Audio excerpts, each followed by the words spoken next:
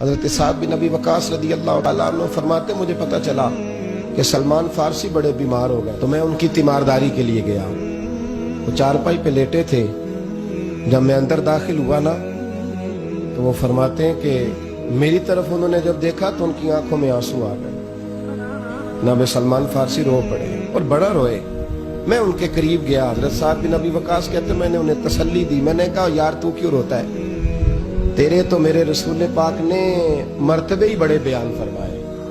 حضور نے فرمایا ہے کہ ہر آدمی جنت میں جانے کا شوق رکھتا ہے اور جنت شوق رکھتی ہے کہ میرے اندر علی آ جائے. جنت کا شوق ہے کہ میرے اندر مقداد آ جائے اور جنت کا شوق ہے کہ میرے اندر سلمان فارسی آ جائے. علی، سلمان اور مقداد تو جنت شوق رکھتی ہے کہ آ جائے. اتنا بڑا تو آدمی ہے اور حضور ہمیشہ راضی رہے اور روتے کیوں ہو؟ حضرت سلمان فارسی پھر رونے لگے. کہنے لگے روتا اس لیے ہوں کہ جو نبی پاک علیہ السلام کے ساتھ وعدے کیے تھے میں پورے نہیں کر سکا. کہا وہ کیا؟ کہنے لگے حضور نے فرمایا تھا مسافروں کی طرح وقت گزارنا، راہگیروں کی طرح وقت گزارنا. میں وہ وعدہ نہیں پورا کر سکا. میں نے مال جمع کیا، میرے پاس دولت ہے. تو کہا کہاں ہے دولت؟ حضرت سلمان کہنے لگے میرے کمرے میں گھوم کے دیکھ لو.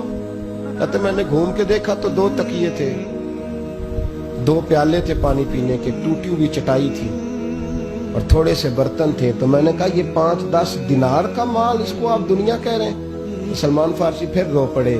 کہنے لگے اور کوئی رکھ لیتا تو خیر تھی، مجھے تو نہیں رکھنی چاہیے، میں تو نبی پاک کا غلام ہوں. اور پھر فرمانے لگے 2 تکیے ہیں، ایک سے بھی تو گزارا ہو سکتا تھا. 2 پیالے، ایک سے بھی تو گزارا ہو سکتا تھا. یارو حضرت سعد بن ابی وقاص کہنے لگے یار تو کچھ بھی نہیں، بس اصل بات یہ ہے کہ تو غافل نہیں ہونا چاہتا.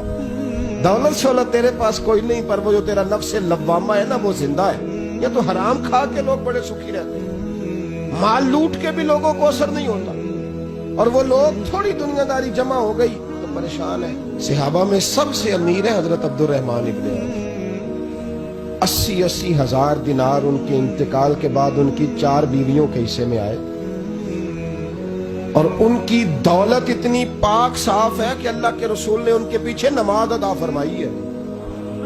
اللہ کرے آپ کو سمجھ آئے میری بات. یعنی 1-1 روپیہ حلال کا ہے، اسی لیے تو میرے نبی پاک نے ان کے پیچھے نماز پڑھ لی ہے. 1-1 روپیہ حلال کا. اور جن 10 لوگوں کو نبی کریم نے زندگی میں جنت کی ٹکٹ عطا فرمائی نا، 10 مبشرہ، ان میں حضرت عبد الرحمن ابن عوف شامل ہے. حضور کا وصال ہو گیا تو حضرت عبد الرحمن ابن عوف نا سارا دن آ کے سیدہ عائشہ صدیقہ کے دروازے پہ بیٹھے رہتے.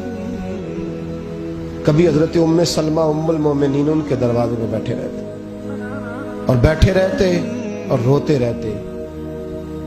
حضرت عائشہ صدیقہ باہر نکلتی تو کہتی بیٹے کیا ہوا، کیوں روتے ہو؟ تو حضرت عبد الرحمن کہتے کہ آپ مومنوں کی ماں ہے نا، تو بیٹے کو جب تکلیف ہوتی ہے تو ماں کے پاس ہی آ کے روتا ہے نا. کیا تکلیف ہے؟ کہنے لگے اماں جی دولت بہت زیادہ ہے، پیسے بڑے، آج بھی رات خواب دیکھی ہے تو میں دریا میں ڈوب رہا ہوں. اماں جی آپ ماں ہیں، میرے لیے دعا کریں میں بچ جاؤں. حضرت عائشہ کہتی تیری دولت تو بڑی پاک ہے، حضور نے تجھے جنت کی بشارت دی ہے، کیوں اتنا پریشان ہوتا ہے؟ تو عرض کرنے لگے اماں جی ابو بکر مجھ سے افضل تھے پر ان کے کپڑوں کو پیبند لگے رہتے تھے. عمر مجھ سے اچھا تھا پر جب وہ دنیا سے گیا تو اس پر قرضہ تھا. امیر حمزہ مجھ سے بڑے افضل تھے، جب دنیا سے گئے تو کفن کا کپڑا بھی موجود نہیں تھا. تو میں نے اتنی دولت جمع کی ہے، ڈر لگتا ہے غافل نہ کر دے، دولت کہیں قائل نہ کر دے. تو حضرت عائشہ فرماتی جا جا کے خرچ کر کے آ، جا اس میں سے کچھ خرچ کر کے آ. واپس آتے کہتے 4000 دینار خرچ کر آیا.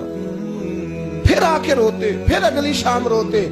جناب ام سلمہ حضرت عائشہ ہاتھ اٹھا کے دعا کرتی، کہتی بات صرف اتنی ہے کہ تو غافل نہیں ہونا چاہتا. ہم تجھے دعا دیتی ہیں پر مسئلہ یہ نہیں کہ تیری دولت میں کوئی کمزوری ہے، بات صرف اتنی ہے کہ تو غافل، بولیے تو غافل ہونا. جو دم غافل سو دم کافر، سانو مرشد اے ہو پڑھایا. بات صرف اتنی ہے کہ تو غافل نہیں ہونا. بھائیو یہ جو غفلت ہے نا یہ بہت بڑی مصیبت ہے.